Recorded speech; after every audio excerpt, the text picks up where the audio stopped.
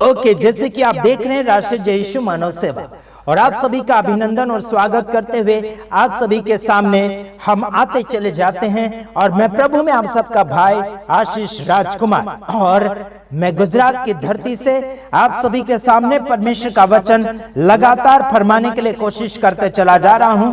और जगह जगह ऐसे चर्चेस बंद करवा रहे हैं। आज खास कर एक बात बताना चाहता हूं कि यूपी के अंदर योगी सरकार चलता है, जैसे कि उसने भी काफी चर्चेस बंद करवाने के लिए कोशिश करी है। और उनको तो राजनीतिक सही रीति से करना चाहिए, बल्कि धार्मिक मामलों में कुछ लोग नेतागिरी करने वाले लोग धार्मिक मामलों में भी दखल देते चले जा रहे हैं। दखल देने की बातें तो आना ही नहीं चाहिए, बल्कि दखल देते चले जा रहे हैं और कानूनी नियम को भी अपने पैरों के नीचे रखते चले जा रहे हैं। अपने कदमों को धरती के ऊपर चलाने के लिए होता है, किसी को रोंदने के लिए नहीं। मैं एक और बात बताना चाहता हूं, आम जनता की क्या बोलना चाहिए कि श्रद्धा, विश्वास और आशा, इनके आशाओं को आप रोंद नहीं सकते। उनकी श्रद्धा और उनके जहां पर भावनाएं होती है, उनकी भावनाओं को पैरों के नीचे रोंदना नहीं, बल्कि उनकी भावनाओं को रोशन करने में आप और मैं साथ और मदद देना चाहिए। क्या योजना चल रही है, आइए देख लेते हैं। अगला वीडियो ना चाहेंगे तो आइए देखते हैं। जिस रायपुर नगर चर्च पर जिस तरह से धर्मांतरण को लेकर मुद्दा उठा था, और जिस चर्च पे जो यहाँ पर जो सिस्टर है उनके यहाँ का ये पूरा मामला है, उनसे जानते हैं। जी, आपका पहले तो नाम बताएंगे। मेरा नाम स्मृति डैनियल है और मैं वहीं चर्च की हूँ। और ये बात बिल्कुल भी गलत है कि वहाँ धर्मांतरण किया जाता है। ये बिल्कुल भी 101% गलत बात है। ये सिर्फ एक मुद्दा बनाया जा रहा है बंद करने का, और ये भी बहुत ही गलत बात है, क्योंकि जब ये भारत देश है और इस भारत देश में हर किसी को स्वतंत्रता का अधिकार है कि वो अपने हिसाब से अपने जिस भी खुदा को मानना चाहे वो मान सकते हैं।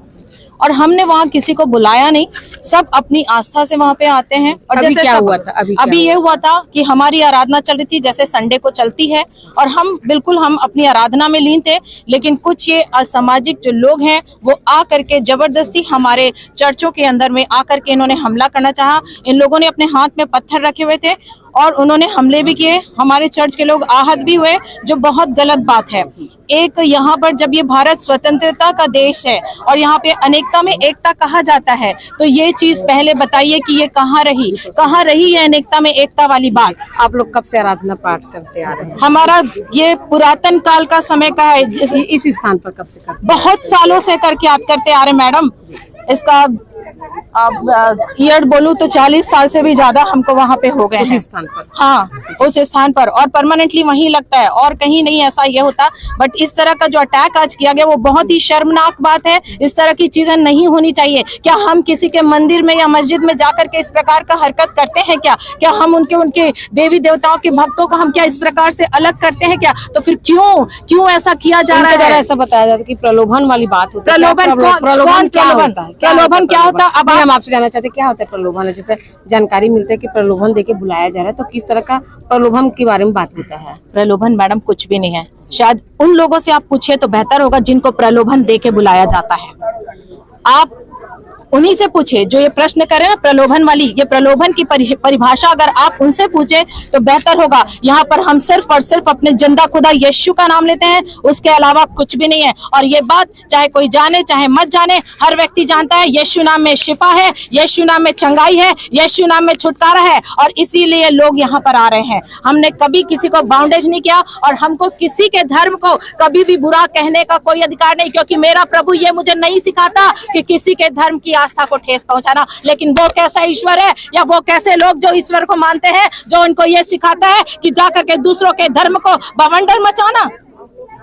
सब बहुत गिल्टी फील, बहुत ही शर्मनाक बात है। अगर इस प्रकार की भारत जैसे देश में अगर इस प्रकार की बातें चल रही है, it is too much shameful about everybody who done like that. Church में प्रार्थना चल रही थी और कुछ लोग अंदर घुस के और मतलब कि पत्थर लेके घुसे हैं अंदर। पत्थर लेके अंदर घुसे हैं? तो ये गलत चीजें है ना। आप वहाँ पर मौजूद थे जब पत्थर लेके घुसे हैं? नहीं, मैं मौजूद नहीं थी, मैंने ये सुना, फिर उसके बाद गई मैं, क्या हुआ तो अच्छा, आप घटना के बाद में आए? मैं घटना के बाद में आई हूँ, पर ये शर्मनाक है। ये तो वाकई में शर्मनाक है, जिस तरह से पत्थर गलत का चीजें हैं, चपक से किसी का भी हो, अगर पत्थर अगर ये आस्था है, ये आस्था है, सबकी पत्थर किसी आस्था की भी तरफ से चले कोई तो किसी गलत को खरीद नहीं सकता ना। कोई खरीद सकता है क्या कि जबरदस्ती आपको जाना ही है चर्च? ये नहीं, कोई नहीं खरीद सकता। ये एक आस्था है ना। जब कोई मंदिर में जाता है तो कोई हिंदू तो नहीं ना बन जाएगा, मस्जिद में जाते हैं क्या मुसलमान बन जाते हैं क्या, गुरुद्वारे में जाते हैं तो क्या हम लोग पंजाबी बन जाएंगे? सबकी अपनी आस्था है कि यहाँ मेरी प्रार्थना कबूल की जाएगी। क्या कुछ लोगों को चोट भी लगी है, बता? हाँ जी, चोट भी लगी है। 2-3 भैया, रजनीश भैया की तो शर्ट बटन फटे हुए हैं, बनियान फटी हुई है, और भैया को यहाँ पर हाँ उन्होंने मारा है, पुलिस वालों ने मारा है। किसने? पुलिस ने मारा। पुलिस प्रशासन उनको सामने में सब बात खत्म हो गए थे, वो बोले कि ठीक है, सब चले गए बजरंग दल करके। उन्होंने क्या किया कि तुमने पुलिस के ऊपर हाथ लगाया करके 2 लोगों को, पास्टर थे, उनको ऐसे पकड़ के पूरा प्रेम से मारा, इतना मारा कि पूरा बनियान फट गया। हमने उनको इतना रिक्वेस्ट किया तो भी उन्होंने फटा था। 5 लोगों का है, 2 लोगों का, एक को पकड़े, एक का तो छोड़ा उसने, फिर दूसरे को पकड़ लिए, और दोनों का ऐसे रीति से उन्होंने पकड़ा। हमने कितने लोगों से पकड़े, पूरा ये पूरा फट गया।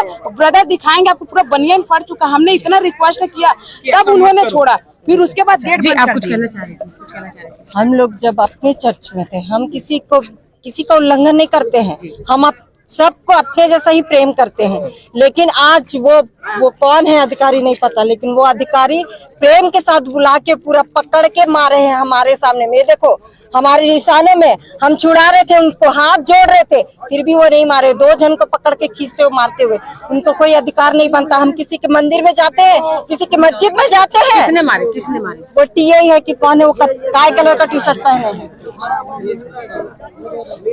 क्या बोल के मारे? प्रेम से बुलाए, आधार कार्ड मांगे। हम चर्च आ रहे हैं, हम आधार कार्ड मोबाइल लेके नहीं आ रहे, हम अपने परमेश्वर की आराधना करने आ रहे हैं। पकड़ते साथ ही मार के चालू किए हैं। अभी भी उनके शरीरों में उनका शर्ट, आपका नाम? टी-शर्ट। मेरा नाम अरुणा है जी। आपका नाम क्या है? मेरा नाम दीना है, दीना मसीह। आप यहीं से हैं? जी मैम। सब लोगों को चर्च से बाहर जाओ, झगड़ा नहीं होगा बोला। अधिकारी के बात सुनकर हम लोग बाहर आ गया। उसके बाद पुलिस मान क्या है, चर्च में जाके प्रार्थना करना, सबके लिए दुआ करते, बस इतना ही करते हम लोग। सबको अंदर जाओ बोला, फिर बाहर आओ बोला, सबको भेज दिया और उन लोगों को पकड़ के मार दिया। वो मारा है, वो जो कौन मारा है हम लोग नहीं। फिर बजरंग दल वाले आके ऊपर चर्च के ऊपर चढ़ के मारने के लिए आया। तब पुलिस वाला क्या कर रहा है? उनको नहीं हटा सकता है क्या? सब मिलजुल है, ऐसा लग रहा है। ईसाई लोगों को खत्म करने के, मर जाएंगे तो हम लोग ईसाई में मर जाएंगे, परमेश्वर के सामने मरेंगे। इन लोगों के साथ नहीं मरेंगे, जीना है तो जिएंगे परमेश्वर के साथ। शक्ति हम लोगों का पास भी मारने का, हमारे परमेश्वर हमें शक्ति देगा। हम लोग यहाँ पर पास्टर विनोद जी हमारे साथ मौजूद है, आइए उनसे बात करते हैं। जी पास्टर जी बताएंगे यहाँ पर किस तरह से जो आज जो घटना हुई है, उस घटना के समय आप वहाँ पर मौजूद थे चर्च में? नहीं, मैं वहाँ मौजूद नहीं था, और समाज के पदाधिकारी होकर सूचना मिलने के बाद मैं थाने में आया हूँ और जानकारी लेने के लिए। क्या जानकारी मिली थी आपको कि हुआ क्या था? मिली जानकारी के अनुसार वो ये 50 साल पुराना प्रार्थना भवन है, वहाँ प्रति रविवार को प्रार्थना होता है। और जब भजन कार्यक्रम चल रहा था, कुछ जवान लोगों ने प्रार्थना भवन के अंदर घुसकर मारपीट करने का प्रयास किया गया। जी, वहाँ पर कितनी संख्या में जो लोग थे मौजूद थे, क्या कर रहे थे? वहाँ पर प्रति रविवार को 1000-1500 लोग प्रति रविवार को वहाँ पर प्रार्थना सभा में शामिल होते हैं। जी, तो जिस तरह से आप बता रहे हैं कि हजारों लोग जो है वहाँ पर लंबे समय से प्रार्थना सभा में मौजूद रहते थे, क्या इनकी कोई परमिशन है, कोई जानकारी प्रशासन को होती है? ये चिन्हांकित कलिसिया रायपुर नाका चर्च जो है 50 साल पुराना कलिसिया होने के कारण से शासन प्रशासन के द्वारा चिन्हांकित है कि रायपुर नाका में एक ही चर्च है। वहाँ पर सामाजिक नेता लोग, राष्ट्रीय नेता लोग, विधायक, मंत्री, सबका दौरा इसी जगह में होते रहते हैं। और इलेक्शन के समय पर भी कैंडिडेट लोग वहाँ पर आकर अपना बातों को रखता है। जैसे आप बता रहे थे हजारों की संख्या में वहाँ पर हर रविवार को लोग वहाँ पर आते हैं संख्या में, तो ये कौन लोग होते हैं? हजारों की संख्या में मसीह लोग भी रहते हैं और कुछ गैर मसीह लोग भी इसमें प्रार्थना सभा में आते हैं। तो गैर मसीह लोग कैसे मतलब शामिल होते हैं? हिंदू धर्म के लोग भी वहाँ शामिल होते हैं? हिंदू, मुसलमान, सिख सब आते हैं वहाँ पर, वो भजन कार्यक्रम में शामिल होने के लिए आते हैं। जी, तो क्या उनको इजाजत रहता है कि वो आपकी सभा में आ जाए? हाँ, वो लोग परमिशन लेते हैं तो पास्टर उनको इजाजत देते हैं कि वहां पर बैठकर प्रार्थना सभा में बैठने का उनको परमिशन दिया जाता है। तो क्या जिन लोग आपके सभा में शामिल होते हैं उन लोग क्या धर्मांतरित होते हैं कि हिंदू ही रहते हैं? जो हिंदू ही रहते हैं, कोई 6 महीने के लिए आते हैं, कोई 1 साल के लिए आते हैं, कुछ लोग 2 साल के लिए आते हैं।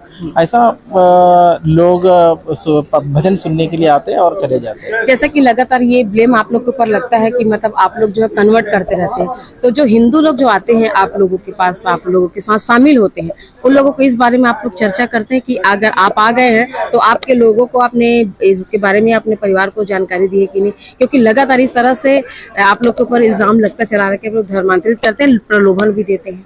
नहीं, ऐसा देखो, प्रलोभन देने के यदि कुछ भी बात आते हैं तो उसे क्या करना चाहिए, शासन के सामने थाने में लोगों को उसका शिकायत देना चाहिए और शासन उसका जिम्मेदारी उसका जांच करेगा। जी, तो अभी आप क्या इस मुद्दे को किस तरह से देखते हैं? इस मुद्दे को किस तरह देखते हैं आप जो लगातार और मेरा कहना है कि ऐसा घटना नहीं होना चाहिए। हमारा समाज में शांति भंग होता है यदि कोई भी संगठन को, पार्टी को, समाज को यदि ऐसा कोई दिक्कतें हैं तो वो थाने में आकर शिकायत करें और थाने से जांच करें यदि कोई भी गैर कानूनी जानकारी मिला है कि जो चर्च के अंदर से पत्थरबाजी हुआ है, क्या ये सही है? ये पत्थर चर्च के अंदर ऐसा पत्थर नहीं रखता कोई। अभी आप बता रहे हैं कि हजारों की संख्या में चर्च के अंदर थे। हाँ। 10-15 लोग जो लड़के लोग बाहर से आए, आपके हिसाब से हुड़दंगी लोग बाहर से आए थे, जिन्होंने अंदर घुसने का प्रयास किया, लेकिन हजारों की संख्या में वो तो लाठी या पत्थर लेके आ नहीं सकते। तो वहाँ पर लाठी पत्थर जो भी जो सामग्री फेंक के मारने वाला वो चीजें पहुंची कैसे वहाँ अंदर? उसका जानकारी मेरे को नहीं है कि वहाँ पर 15-20 जितने भी लड़के लोग आए उनको रोकने का प्रयास वहाँ चर्च के अंदर बैठे हुए लोग के द्वारा किया गया। कुछ फंडिंग का भी काम हो रहा है? फंडिंग का नहीं है। मैं पहले से मैं बताया है कि हमारे मंत्रालय के केंद्र सरकार के द्वारा विदेश से जितने भी फंडिंग है सब बंद कर चुका है, सारे NGO को बंद है।